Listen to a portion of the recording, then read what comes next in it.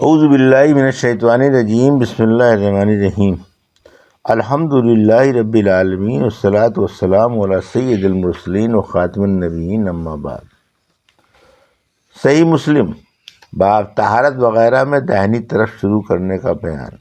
حدیث نمبر 616، اردو ترجمہ۔ ام المومنین عائشہ رضی اللہ عنہ سے روایت ہے کہ رسول اللہ صلی اللہ علیہ وسلم پسند کرتے تھے دائنی طرف سے شروع کرنے کو طہارت میں اور کنگھا کرنے میں اور جوتا پہننے میں۔ حدیث نمبر 617، اردو ترجمہ۔ ام المومنین عائشہ رضی اللہ عنہ سے روایت ہے کہ رسول اللہ صلی اللہ علیہ وسلم دائنی طرف سے شروع کرنا ہر ایک کام میں پسند کرتے، جوتا پہننے میں اور کنگھی کرنے میں اور طہارت کرنے میں۔ بخاری کی روایت میں ہے جہاں تک آپ سے ہو سکتا ہر ایک کام میں۔ باب راستہ اور سائے میں پاخانہ کرنے کی ممانعت۔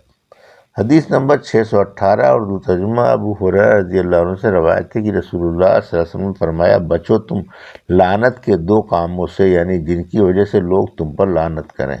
لوگوں نے کہا وہ لعنت کے دو کام کون سے ہیں؟ آپ نے فرمایا، ایک تو راہ میں جدھر سے لوگ آتے جاتے ہوں پاخانہ نہ کرو، دوسرا سائیدار جگہ جہاں لوگ بیٹھ کر آرام کر لیتے ہوں پاخانہ نہ کرنا۔ ان دونوں کاموں سے لوگوں کو تکلیف ہوگی اور وہ برا کہیں گے، لعنت کریں گے۔ باب قضاء حاجت کے بعد پانی سے استنجا کرنا۔ حدیث نمبر 619، اردو ترجمہ۔ انس بن مالک سے روایت ہے کہ رسول اللہ صلی اللہ علیہ وسلم ایک باغ کے اندر گئے اور آپ کے پیچھے ایک لڑکا گیا، اس کے پاس ایک بندھنا لوٹا وغیرہ تھا۔ وہ لڑکا ہم سب میں چھوٹا تھا، اس نے بندھنا ایک بیری کے پاس رکھ دیا۔ پھر رسول اللہ صلی اللہ علیہ وسلم اپنی حاجت سے فارغ ہوئے اور باہر نکلے پانی سے استنجا کر کے۔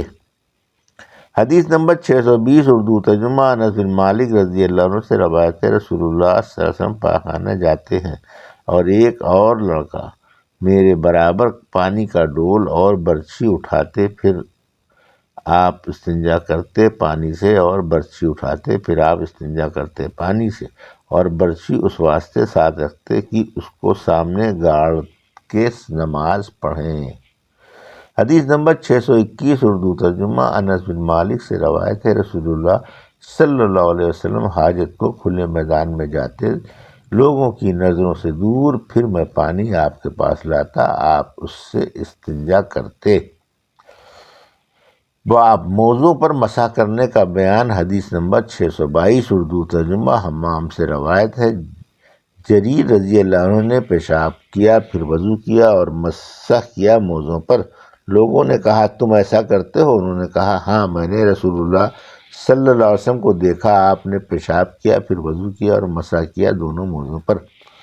اعمش نے کہا، ابراہیم نے کہا، لوگوں کو یہ حدیث بہت بھلی معلوم ہوتی تھی کیونکہ جریر رضی اللہ عنہ سورہ مائدہ کے اترنے کے بعد مسلمان ہوئے تھے۔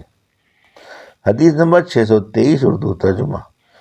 اس سند سے بھی مذکورہ بالا حدیث مروی ہے، اس میں چند الفاظ کی تبدیلی کے ساتھ مذکور ہے کہ عبداللہ کے ساتھیوں کو یہ حدیث اچھی لگتی تھی، اس لیے کہ جریر مائدہ کے نزول کے بعد مسلمان ہوئے تھے۔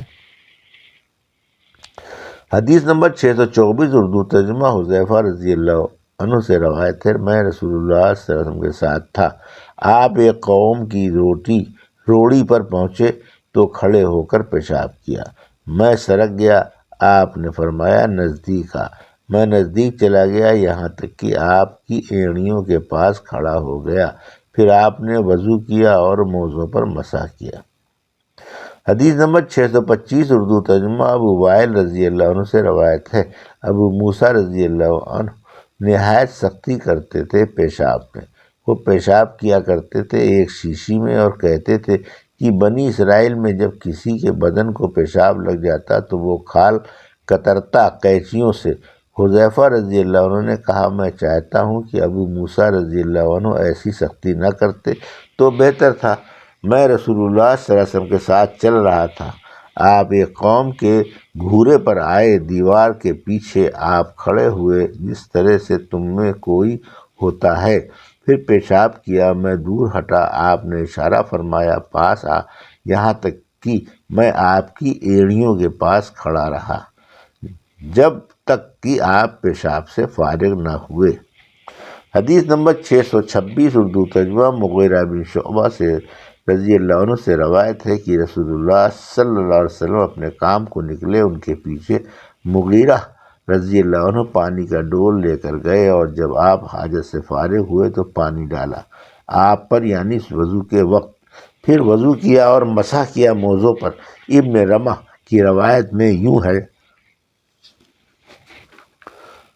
کہ پانی ڈالا آپ پر یہاں تک کہ آپ فارغ ہوئے حاجت سے، یعنی وضو سے۔ حدیث نمبر 627 اردو ترجمہ مذکورہ بالا حدیث اس سند سے بھی منقول ہے، اور اس میں ہے کہ آپ صلی اللہ علیہ وسلم نے اپنا چہرہ اور ہاتھ دھوئے اور سر کا مسح کیا، پھر جرابوں پر بھی مسح کیا۔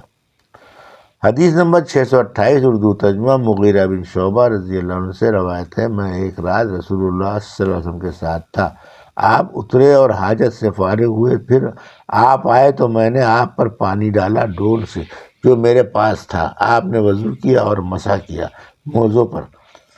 حدیث نمبر 629 اردو ترجمہ مغیرہ بن شعبہ سے روایت ہے، میں سفر میں رسول اللہ صلی اللہ علیہ وسلم کے ساتھ تھا، آپ نے فرمایا اے مغیرہ چھاگل لے لے، پانی کی میں نے لے لی اور آپ کے ساتھ نکلا، آپ چلے یہاں تک کہ میری نظر سے غائب ہو گئے اور حاجت سے فارغ ہوئے، پھر لوٹ کر آئے۔ آپ ایک جبہ پہنے ہوئے تھے شام کا، تنگ آستینوں کا، آپ نے چاہا اپنے ہاتھ آستینوں سے باہر نکالنا، وہ نکل نہ سکے تو آپ نے نیچے سے ہاتھوں کو نکال لیا، پھر میں نے وضو کا پانی ڈالا، آپ نے وضو کیا جیسے نماز کے لیے وضو کرتے ہیں، پھر مسح کیا موضوع پر، پھر نماز پڑھی۔ حدیث نمبر 630 اردو ترجمہ مغیرہ بن شعبہ رضی اللہ عنہ سے روایت ہے، رسول اللہ صلی اللہ علیہ وسلم حاجت کے واسطے نکلے، جب لوٹے تو میں پانی کا ڈول لے کر آیا اور آپ صلی اللہ علیہ وسلم پر پانی ڈالا، اور آپ نے دونوں ہاتھ دھوئے، پھر منہ دھویا، پھر ہاتھ دھونا چاہے جب جبہ تنگ تھا، آخر دونوں ہاتھوں کو جبے کے نیچے سے نکالا اور دھویا، ان کو اور سر پر مسح کیا اور موضوع پر مسح کیا، پھر ہمارے ساتھ نماز پڑھی۔ حدیث نمبر 631 اردو ترجمہ مغیرہ بن شعبہ رضی اللہ عنہ سے روایت ہے، میں رسول اللہ صلی اللہ علیہ وسلم کے ساتھ ایک سفر میں تھا، آپ نے فرمایا کیا تمہارے پاس پانی ہے؟